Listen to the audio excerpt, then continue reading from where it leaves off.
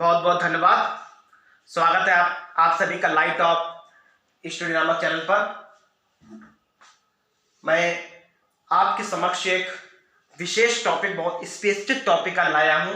उसका नाम है सहायक संधि। इसे सब्सिडरी अलायंस के नाम से भी जाना जाता है।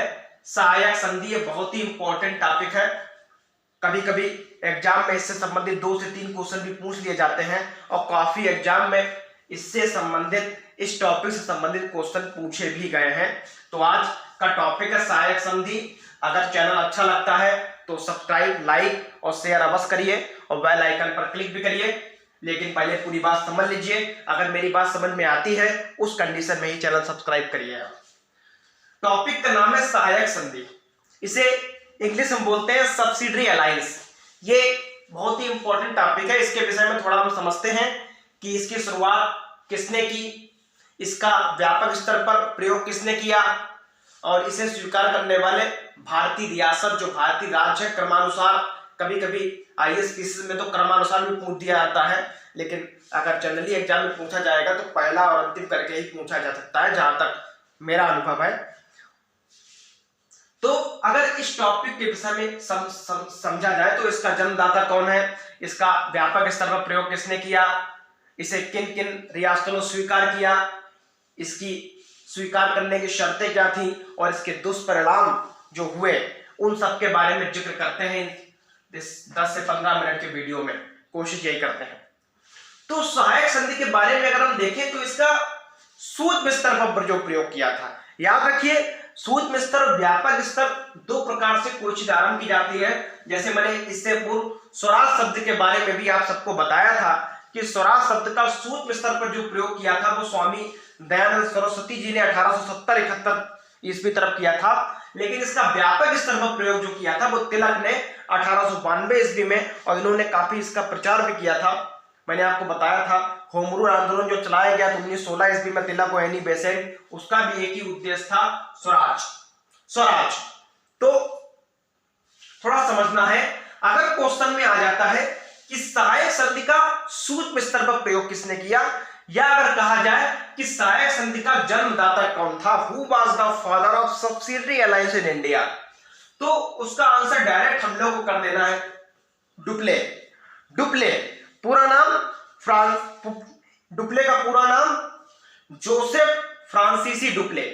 नाम फ्रांसीसी है तो डुप्ले फ्रांस का ही रहने वाला था। इसे फ्रांसीसियों ने, चूंकि मैंने आपको 1 महीने पहले एक क्रम बताया था कि arrival of European in India, Bharat में यूरोपीय शक्ति का आगमन में हमने आपको बताया था कि जो फ्रांसीसी हैं वो भारत में 1664 ईस्वी में भारत आए थे और इन्होंने भारत में पहली फैक्ट्री 1668 ईस्वी में गुजरात के सूरत में डाली थी। फ्रांसीसी भारत में आगमन कब हुआ? 1664 ईस्वी में, और पहली फैक्ट्री भारत में फ्रांसीसियों का मैं नाम ले रहा हूं। तो पहली फैक्ट्री फ्रांसीसियों ने 1668 ईस्वी में गुजरात के सूरत में डाली थी। तो उसी में से एक जो व्यापारी बन के भारत आया था उसका नाम था डुप्ले ने काफी सुधार किया फ्रांसीसियों के आगमन में और फ्रांसीसी व्यापार बढ़ाने में भारत में काफी कुछ किया डुप्ले ने।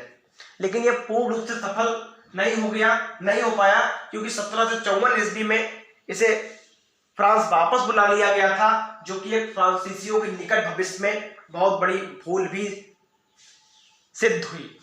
कुछ फ्रांसीसियों ने माना भी है, अगर आप इतिहास मॉडर्न हिस्ट्री पढ़ते हैं, लक्ष्मीकांत पढ़ते हैं, मॉडर्न हिस्ट्री पढ़ते हैं, तो उसमें कुछ फ्रांसीसियों ने ही नहीं, कुछ अंग्रेजों ने ये माना है कि अगर डुप्ले को 10 से 15 साल तक भारत में और रोका जाता तो स्थितियां कुछ दूसरी हो सकती थी।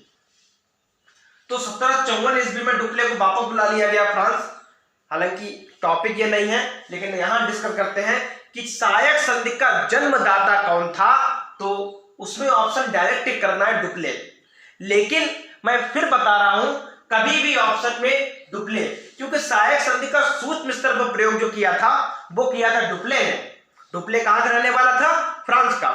लेकिन सहायक संधि का व्यापक स्तर पर प्रयोग, जो स्वराज शब्द का जैसे प्रयोग तिलक जी ने किया था, वैसे सहायक संधि का व्यापक स्तर पर प्रयोग जो किया था वो किया था लॉर्ड वेलेजली ने। लॉर्ड वेलेजली, वो सब डिस्कस अभी करते हैं। तो याद रखिए 1754 ईस्वी को डुप्ले को फ्रांस वापस बुला लिया गया, क्योंकि डुप्ले की नीतियों से कुछ फ्रांसीसी असंतुष्ट थे। उनका मानना था कि डुप्ले अगर भारत में और दिनों तक रहा तो जो फ्रांसीसियों ने जितनी भी महारत हासिल की है व्यापार में, वो उसमें तीव्रता से गिरावट आएगी। हालांकि कुछ फ्रांसीसी ने इसका विरोध किया, क्योंकि आपको मालूम होगा कर्नाटक युद्ध जो हुआ था इंग्लैंड और इनका फ्रांस का, उसमें डुप्ले ने काफी कुछ फ्रांसीसियों के लिए किया भी था, काफी फ्रांसीसियों के काम आए थे और काफी जो फ्रांसीसियों का व्यापार सुदृढ़ किया भारत में, उसमें डुप्ले का बहुत बड़ा योगदान है। और सहायक संधि की जो भी विशेषताएं हैं, सहायक संधि को लागू करने के जो नीतियां थी वो सब डुप्ले की ही थी, लेकिन डुप्ले को वापस बुला लिया गया। तो इस नीति को किसने बुना लिया? इस नीति को बुना किसने लिया? लॉर्ड वेलेस्ली जी ने। लॉर्ड वेलेस्ली जी ने। तो याद रखिए, अब क्वेश्चन पूछा जाता है अभी तो मेंस एग्जाम में कि सहायक संधि वास्तव में थी क्या? सहायक संधि थी क्या? सहायक संधि थी क्या? याद रखिए, अगर आता सहायक संधि का आरंभ किसने किया, तो ऑप्शन में कभी भी डुप्ले और लॉर्ड वेलेस्ली साथ साथ नहीं होते हैं। मैंने 5 से 6 पेपर में ये देखा भी है, अधिकतर ऑप्शन में लॉर्ड वेलेस्ली ही होता है, कभी भी डुप्ले और लॉर्ड वेलेस्ली साथ साथ ऑप्शन में नहीं होगा। अगर होता है किसी एग्जाम में कोई सरकमस्टांसेस ऐसी बन जाती है जिसमें डुप्ले और लॉर्ड वेलेस्ली दोनों ऑप्शन है, तो मैं डुप्ले पर ही टिक करना है, ऐसा भी प्रमाण कहीं पे बताया गया है। तो याद रखिए, फिलहाल अधिकतर मैं 95% दावा कर सकता हूं कि कभी ऑप्शन में 2 नहीं होंगे। जैसे इस बार पेट में क्वेश्चन पूछा गया स्वराज शब्द के बारे में, तो दयानंद सरस्वती जी ऑप्शन में नहीं थे, डायरेक्ट ऑप्शन थे बाल गंगाधर तिलक जी, जैसा कि मैंने बताया है। तो सहायक संधि का जन्मदाता जो था, सहायक संधि का जो जन्मदाता था वो था डुप्ले। पूरा नाम Joseph Francis Dupleix. Joseph Francis Dupleix.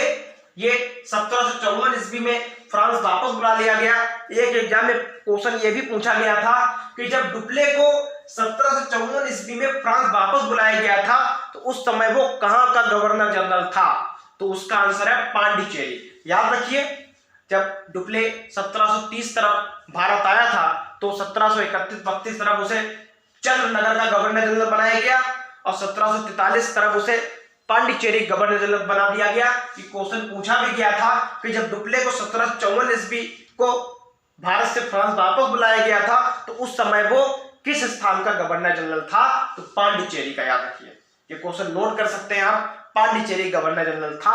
पहले चंद्रनगर का बना, बाद में पांडिचेरी का बना, और पांडिचेरी का गवर्नर जनरल रहते इसने सहायक संधि का विचार भी बनाया था, जो कि बहुत बढ़िया नीति थी, लेकिन इसे वापस बुलाने के चक्कर में इसको भुना लिया लॉर्ड वेलेस्ली ने, और व्यापक स्तर पर इसका प्रयोग भी किया लॉर्ड वेलेस्ली जी ने। ऐसा काफी जगह होता है, नीतियां कोई और बनाता है लेकिन इसका लाभ कोई और व्यक्ति उठा लेता है। ऐसा आजकल रोजमर्रा की जिंदगी में भी होता है, जो आप सबसे अछूता नहीं है, आप सब इसके विषय में जानते हैं।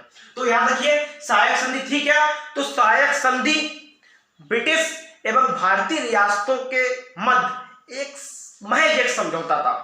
महज एक समझौता था, केवल एक समझौता था। ब्रिटिश एवं भारतीय रियासतों के मध्य एक समझौता हुआ था, उसी को सहायक संधि बोलते हैं। थोड़ा आपको बता दें, लॉर्ड वेलेस्ली 1798 से लेकर 1805 ईस्वी तक बंगाल का गवर्नर जनरल रहा है। मैंने गवर्नर जनरल का वीडियो आज से 5 दिन पहले बनाया भी था, वो आप देख सकते हैं कि पहला गवर्नर बंगाल का पहला गवर्नर, बंगाल का अंतिम गवर्नर, भारत का पहला गवर्नर, भारत का अंतिम गवर्नर, भारत का पहला वायसराय, भारत का अंतिम वायसराय, स्वतंत्र भारत का पहला गवर्नर वायसराय, सब मैंने आपको बताया था। तो 1798 से 1805 ईस्वी तक, मैं आपको डुप्ले तो याद ही रखिए, मैंने बता दिया है, लॉर्ड वेलेस्ली। इसे ही पूर्ण रूप से देखा जाए, व्यापक स्तर पर अगर देखा जाए तो लॉर्ड वेलेस्ली को ही इस संधि का स्वामी माना जाता है, लेकिन सूक्ष्म स्तर पर प्रयोग किया था डुप्ले ने। लॉर्ड वेलेस्ली लॉर्ड वेलेस्ली कब तक गवर्नर जनरल रहा, ये थोड़ा याद रखना, 1798 से लेके 1805, लगभग 7 से 8 वर्षों तक ये बंगाल का गवर्नर जनरल रहा है, बंगाल का गवर्नर जनरल, क्योंकि भारत का गवर्नर जनरल जो बना था वो 1833 ईस्वी से बनना आरंभ हुआ था। और यहाँ बात हो रही है 1798 से 1805 की, तो उस समय जाहिर सी बात है ये बंगाल का गवर्नर जनरल था ये। तो लॉर्ड वेलेस्ली 1798 से 1805 ईस्वी तक ये बंगाल का गवर्नर जनरल रहा है। इसने कई कार्य किए, कई कार्य इसके शासनकाल में हुए। जैसे देखा जाए, इसके में चौथा मैसूर युद्ध में हुआ था, जो ब्रिटिश और मैसूर, टीपू सुल्तान, उसके पिता हैदर अली, इन सबके समक्ष युद्ध हुए थे। टॉपिक हालांकि बहुत लंबा हो जाएगा, मैं डायरेक्ट ओरली बता देता हूं। मैसूर के 4 युद्ध हुए हैं। पहला 1767 से 1769, 1766 से 1769 ईस्वी तक हुआ पहला मैसूर युद्ध, जिसमें हैदर अली जीत गया था, अंग्रेजों की हार हुई थी। दूसरा मैसूर युद्ध 1780 से लेकर 1784 ईस्वी तक हुआ, जिसमें अंग्रेजों की जीत हुई थी। इस युद्ध में हैदर अली मारे गए थे। 1700 फिर बाद में तीसरा मैसूर युद्ध 1790 से 1792 ईस्वी के मध्य हुआ, टीपू सुल्तान अंग्रेजों के बीच, जिसमें टीपू सुल्तान की हार हुई थी। मैं ये वही आंकड़ा बता रहा हूं जो मैंने भारतीय इतिहास में पढ़ रखे हैं। बहुत सारे लोग इससे इतर भी मानते हैं, बहुत सारे विद्वान, लेकिन जो साक्ष्य है, जो लिखित साक्ष्य है, वो हम पढ़ के ही वही मानते हैं, क्योंकि एग्जाम में पूछा जाएगा। बहुत सारे लोग बोलते हैं उनकी हार नहीं हुई थी, बहुत सारे लोग बोलते हैं किसी और की जीत हुई थी, लेकिन जो साक्ष्य है हम एनसीईआरटी किरण के अकॉर्डिंग चलना है, क्योंकि हमें परीक्षा पास करनी है, किसी से डिबेट नहीं करनी है। तो तीसरा 1790 1792 ईस्वी के बीच हुआ, क्योंकि 1782 ईस्वी में हैदर अली की मृत्यु हो गई थी। तब उनका पुत्र उनका पुत्र टीपू सुल्तान वहां का शासक बना। तो 1790 से 1792 ईस्वी में तीसरा मैसूर युद्ध हुआ। तीसरा, इसमें टीपू सुल्तान की हार हुई। फिर 1799 ईस्वी में चौथा मैसूर युद्ध हुआ, और ये इसी के शासनकाल में हुआ था 1799, क्योंकि 1798 से 1805 तक बंगाल का गवर्नर जनरल कौन रहा था? Lord Wellesley. 1799 ईस्वी में टीपू सुल्तान की मृत्यु हो गई। अब क्वेश्चन पूछा जाता है टीपू सुल्तान की मृत्यु कहाँ हुई थी? याद रखिए, श्रीरंगपट्टनम, जो कि कर्नाटक में है। टीपू सुल्तान की मृत्यु कब हुई थी? 1799 ईस्वी में, चौथा मैसूर युद्ध जब चल रहा था। कहां हुई थी? श्रीरंगपट्टनम। श्रीरंगपट्टनम, यह भी क्वेश्चन डायरेक्ट पूछा गया था। तो चौथा मैसूर युद्ध भी इसके शासनकाल में हुआ।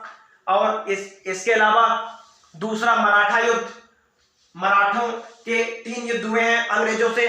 पहला 1775 में हुआ था, दूसरा 1803 में हुआ था, और तीसरा 1817 में हुआ था। तो दूसरा 1803 में हुआ, और 1898 से 1805 ईस्वी तक बंगाल गवर्नर जनरल रहा लॉर्ड वेलेस्ली। तो यह भी इसी के शासनकाल में हुआ था। और एक बहुत इंपॉर्टेंट टॉपिक है फोर्ट विलियम कॉलेज की स्थापना। ये आईएएस लेवल का क्वेश्चन है। और आपको बता दूं, आरओ का जो 5 दिसंबर को पेपर हुआ था, इसी 5 दिसंबर जो बीत चुकी है 2021 में, उसमें यह क्वेश्चन डायरेक्ट पूछा गया था डेट सहित कि फोर्ट विलियम कॉलेज की स्थापना हुई कब।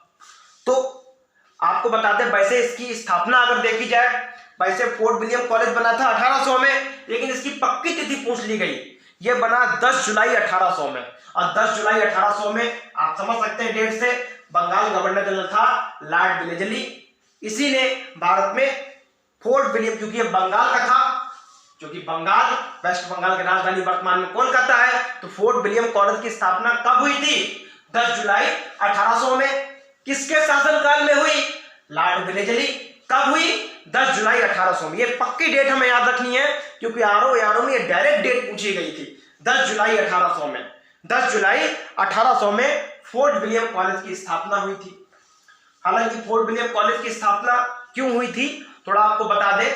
फोर्ट विलियम कॉलेज की स्थापना इस उद्देश्य से लॉर्ड वेलेस्ली ने भारत में की थी, क्योंकि जो ब्रिटिश युवा जो थे, जो ब्रिटेन में रहते थे और भारत में आए थे, युवा हैं जिन्हें 1 से 1.5 साल ही भारत में रहे हुए हैं, उन्हें भारतीय संस्कृति के बारे में अवगत कराना, इस कॉलेज को खोलने का स्वार्थ था अंग्रेजों का, क्योंकि वो चाहते थे अधिक से अधिक ब्रिटिश भारत में आए, क्योंकि भारत में राज तभी संभव है जब ब्रिटिश यहाँ पे आके बसेंगे।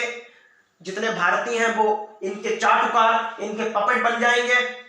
यही सब कंडीशन तो अंग्रेज चाहते थे भारत में पनपे। तो डायरेक्ट क्वेश्चन पूछा भी जाता है, फोर्ट विलियम कॉलेज की स्थापना का उद्देश्य क्या था?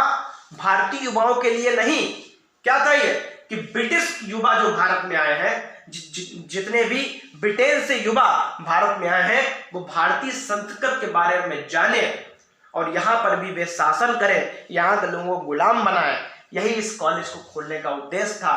प्राच्य भाषा मतलब वेस्टर्न कल्चर के बारे में बताना, यही फोर्ट विलियम कॉलेज का उद्देश्य रहा है। क्या था? जो ब्रिटिश युवा भारत में आए उन्हें भारतीय संस्कृति के विषय में अवगत कराएं। प्राच्य भाषा वेस्टर्न कल्चर के बारे में भी हालांकि बताया जाता था उन्हें, साथ ही भारतीय भाषा के विषय में बताया जाता था। और जो भारतीय लोग इसमें पढ़ते थे उन्हें अधिक से अधिक ब्रिटेन की शिक्षा से अवगत कराया जाए।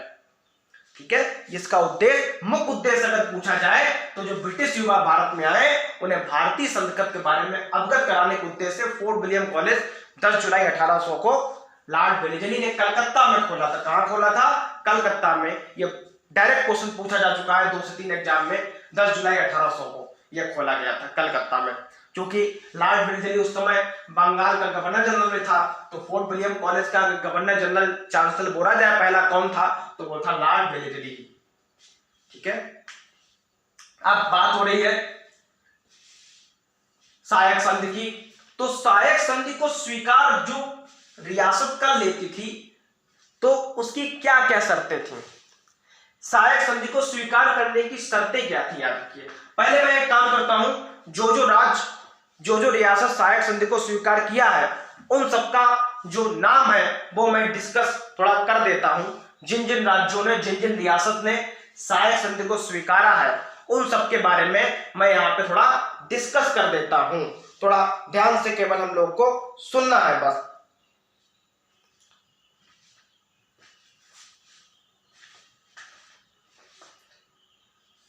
हम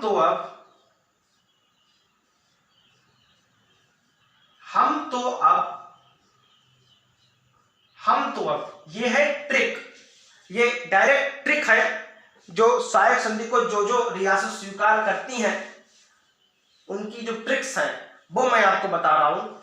आप ट्रिक के माध्यम से भी याद कर सकते हैं या डायरेक्ट आप रट सकते हैं, समझ सकते हैं, जो भी आपका अनुभव रहे, लेकिन मैं ट्रिक भी लिख देता हूं। हम तो अब पेशवा सीज करेंगे। हम तो अब पेशवा सीज करेंगे। हम तो अब पेशवा सीज करेंगे। हम तो अब पेशवा सीज करेंगे। हम तो अब पेशवा सीज करेंगे। थोड़ा इसे समझना है केवल बस, ये ट्रिक है। मैं अपनी बात पुनः दोहराता हूं। आप ट्रिक के माध्यम से ही पढ़ सकते हैं, डायरेक्ट रट सकते हैं, समझ सकते हैं, जो भी जिसका अनुभव हो उसी के अकॉर्डिंग वो इससे केवल समझे। हम तो अब पेशवा सीज करेंगे। पहला वर्ड है हा। तो याद रखिए, क्वेश्चन जो डायरेक्ट पेट के एग्जाम में या एसएससी सीजीएल का एग्जाम जो होने वाला है उसमें डायरेक्ट क्वेश्चन पूछेंगे कि सहायक संधि को स्वीकार करने वाली पहली रियासत कौन सी थी। ये डायरेक्ट क्वेश्चन पूछा जा चुका है बहुत से एग्जाम में। तो पहला वर्ड है हा। हा मतलब हैदराबाद। हा, हम, हा। पहला राज्य कौन बना था? सहायक संधि को स्वीकार करने वाला पहली रियासत कौन बनी थी? हैदराबाद। हैदराबाद चाहिए तो इसकी डेट याद रख लीजिए, क्योंकि लॉर्ड वेलेस्ली 1798 ईस्वी में बंगाल गवर्नर जनरल बना था, तो 1798 ईस्वी में ही हैदराबाद ने इसे स्वीकार किया था। क्योंकि डुप्ले ने पूरी इसकी नीति बना दी थी, उसे लागू नहीं कर पाया था, क्योंकि डुप्ले को 1754 ईस्वी में फ्रांस वापस बुला लिया गया था। उन्हीं नीतियों का अध्ययन करके तुरंत ही इसने गवर्नर जनरल बनते ही 3 से 4 महीने में ये शर्त लागू कर दी। तो हैदराबाद ये क्या थी मैं इसके बारे में आपको बता दूंगा, लेकिन पहले समझते हैं। पहला है हा। हा से हैदराबाद 1798 ईस्वी में। सहायक संधि को स्वीकार करने वाला पहली रियासत कौन बनी? हैदराबाद। दूसरी है मा। मा से मैसूर। मां से क्या है? मां से मैसूर। मान लीजिए मैं आपको क्रम बता रहा हूं, क्योंकि बड़े बड़े एग्जाम में अगर कोई आईएएस पीसीएस या आरओ यारो में भी पूछा सकता है, उसमें क्रम पूछा जा सकता है कि क्रम क्या था। मां से मैसूर,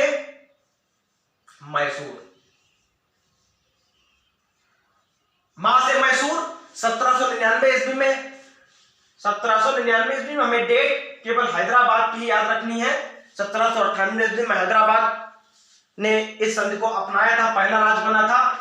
उसके बाद याद रखिए, हम तो अब पेशवा जीत के, हा से हैदराबाद, मां से मैसूर। अब बात आती है तो, मतलब ता से तंजौर, ता से क्या, तंजौर, ता से आ जाता है तंजौर, ता से तंजौर। यह भी 1799 ईस्वी में स्वीकार किया था, लेकिन डेट हमें इसकी नहीं याद रखनी है। उसके बाद अब आ वो, ये दोनों वर्ड है, याद रखना है। अब से अवध, अब से कौन, अवध, अब से अवध। मैंने आपको बताया था कुशासन का आरोप लगाकर किस रियासत को अंग्रेजी साम्राज्य में मिला लिया गया था, अवध को। 1856 ईस्वी में पैट में क्वेश्चन पूछा भी गया था कि मिसमैनेजमेंट के बेसिस पे किस रियासत को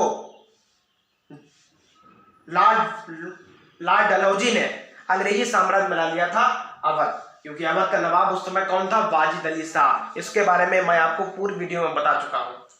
अवध याद रखिए, अवध। उसके बाद याद रखिए, हा से हैदराबाद, मां से मैसूर, ता से तंजौर, और अब से आपका हो जाता है अवध। हा से हैदराबाद, मां से मैसूर, ता से तंजौर, अब से अवध। उसके बाद जो वर्ड आता है वो आता है पेशवा। पेशवा, पेशवा में पहले हमें लेना है पेश। क्या लेना है, पेश। पेश से पेशवा, बहुत लोगों ने नाम सुना भी होगा, पेशवा, पेशवा, पेश, पेश। उसके बाद पेशवा में मैंने कल पेश लिया है, वा नहीं लिया है, बा मैंने नहीं लिया है। बा को यहां रखते हैं तो बा से हो जाएगा आपका बरात। बा से आपका क्या हो गया, बरात। बा से आपका क्या हो गया, बरात। याद रखिए, बा से हो गया बरात, पेशवा। उसके बाद सी, उसके बाद बड़ा आता है सी। सी से सिंधिया, सी से बड़ा आपका क्या आ जाएगा, सिंधिया। सी से पेशवा, सी सी सी सी सी से क्या आ जाता है आपका, सिंधिया। सिंधिया जो कि ग्वालियर के रहने वाले, आजकल सिंधिया काफी चर्चा में भी है, ग्वालियर के ही, तो ये ट्रिक भी याद रहेगी, सिंधिया। ये आपको बता दे, ये मराठों के ही पाठ थे, आपको बता, मराठा, सिंधिया, होलकर, ये सब गायकवाड़, ये सब अलग अलग हो गए थे। ये भी एक मराठों की काफी पराजय का कारण रहा, जो 3 युद्ध में अंग्रेजों से पराजित हुए थे। पानीपत के का जो तीसरा बैटल 1761 ईस्वी में मराठों और अफगानों के बीच हुआ था, उसमें भी एक हार कारण था, क्योंकि ये मराठे जो थे वो आपको बता दें, सिंधिया, गायकवाड़, होलकर, मराठे, ये 4 भाग थे। आपको बताएं, ये चारों अलग अलग हो गए थे। होलकर आपके इंदौर में और सिंधिया आपके ग्वालियर में, मराठा आप जानते ही हैं महाराष्ट्र में। तो ये भी एक हार का कारण था, ये 4 भागों में डिवाइड हो गया था, जो बहुत बड़ा कारण था। मराठों की जो शक्ति थी वो बहुत कमजोर हो गई थी। तो सी से सिंधिया, सी से सिंधिया। और लास्ट वर्ड है जा। ये बहुत कम किताबों में मिलेगा आपको, लेकिन ये थोड़ा मैं बता देता हूं। जो लास्ट वर्ड है वो आपका है, वो है जा। जा, जा से जो बन जाता है वो आपका बन जाता है जयपुर और जोधपुर। जयपुर और जोधपुर, जयपुर और जोधपुर। जोधपुर मैंने आपको बताया था कि राजस्थान का सूर्य मंदिर, राजस्थान का सूर्य मंदिर जोधपुर। मैंने आपको बताया था राजस्थान की पिंक सिटी जयपुर तो सब जानते ही हैं, पिंक सिटी जयपुर, और राजस्थान का जो सूर्य मंदिर वो है जोधपुर में। अभी हाल ही में मोदी जी ने गुजरात में एक गांव में, मोंढेरा गांव में सूर्य मंदिर का उद्घाटन भी किया है। उसके बारे में मैं आपको बाद में बता दूंगा, वीडियो बना दूंगा। मोंढेरा गांव कहाँ है? गुजरात में। फिलहाल जहां से जयपुर और जोधपुर दोनों आ जाते हैं। ये 1805 ईस्वी में शामिल हुआ था और आपको पता 1805 ईस्वी तक ही ये आपका जो लॉर्ड वेलेस्ली है वो बंगाल गवर्नर जनरल रहा था। उसके बाद 1 साल के लिए लॉर्ड कॉर्नवालिस गवर्नर जनरल रहा 1805। लॉर्ड कॉर्नवालिस इससे पहले भी 1786 से 1793 ईस्वी तक बंगाल का दूसरा गवर्नर जनरल रहा था।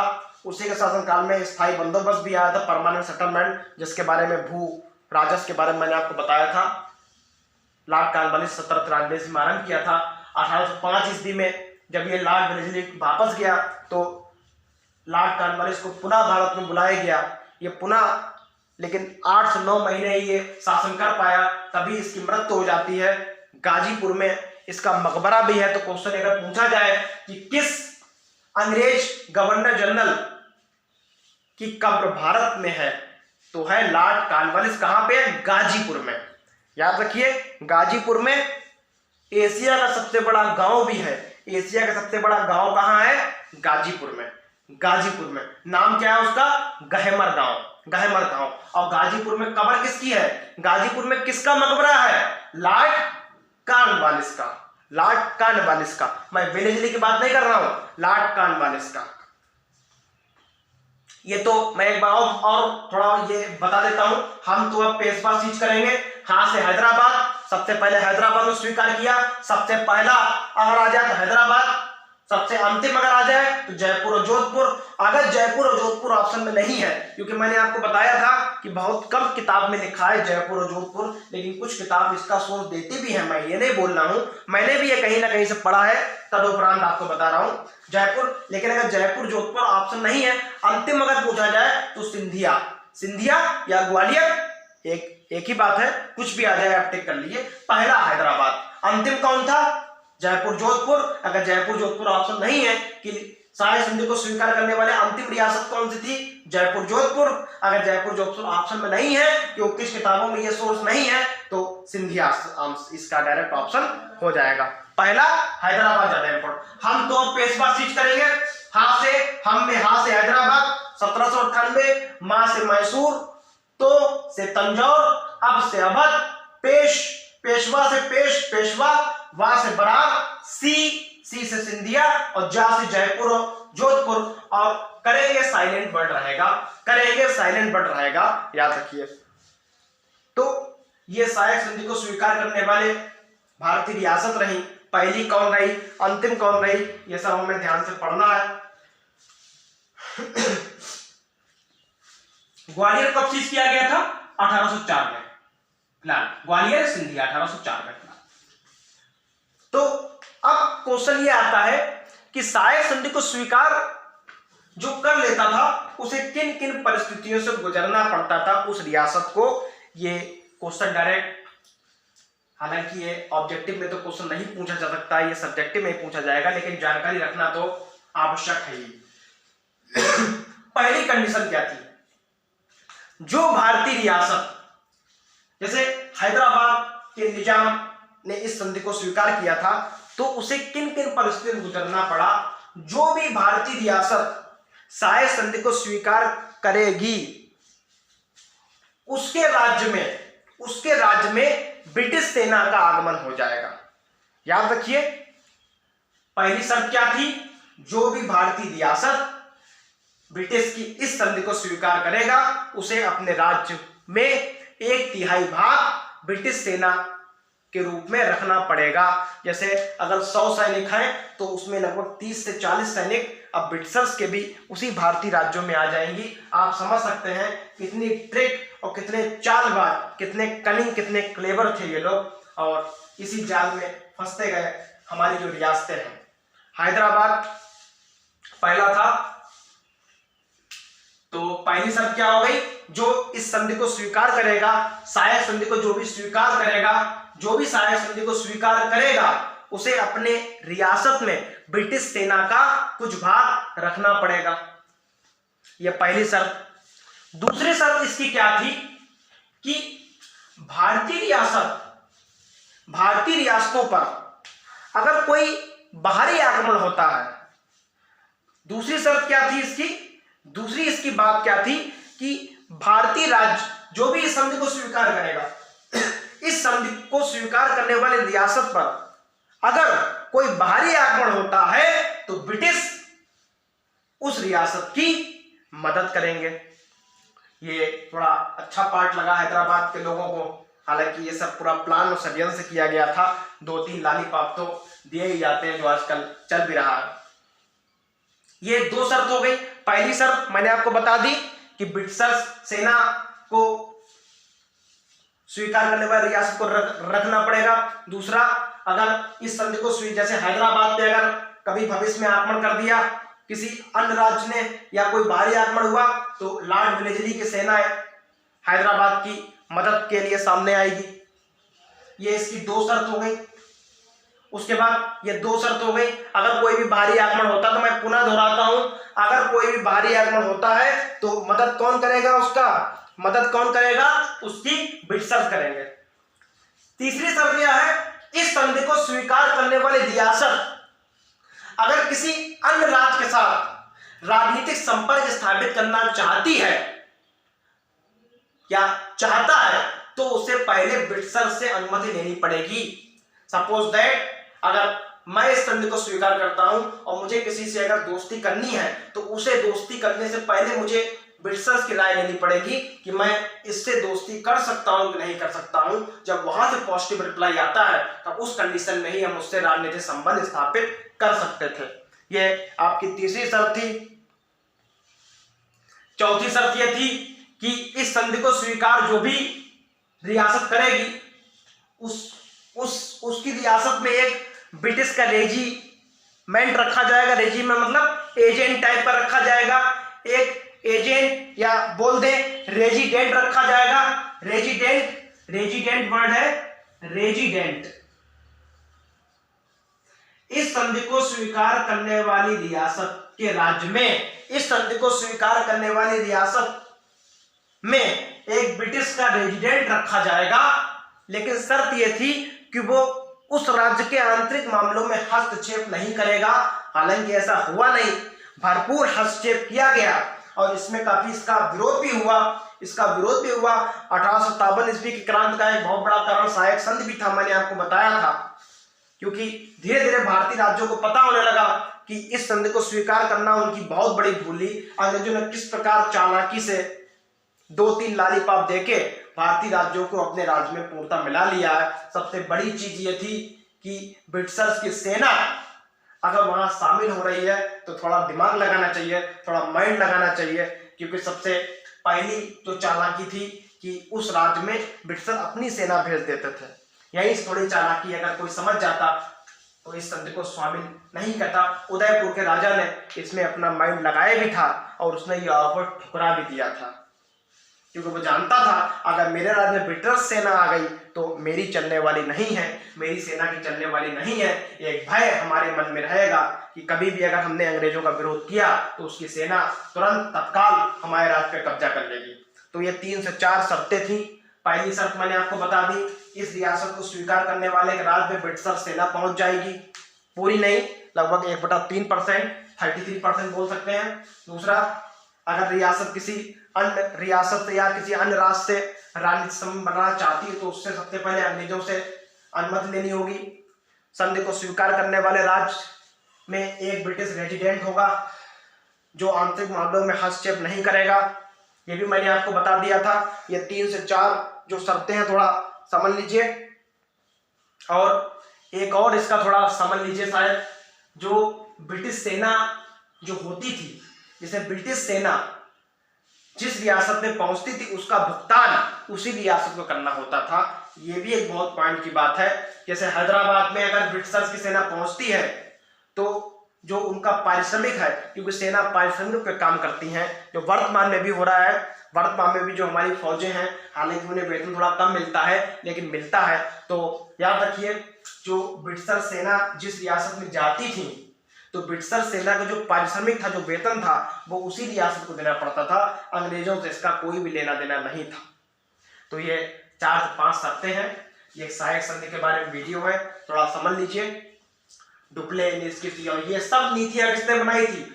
डुप्ले ने, लेकिन ये लागू नहीं कर पाया क्योंकि इसे 1854 ईस्वी में तुरंत वापस बुला लिया गया। 1754 ईस्वी में से वापस बुला लिया गया।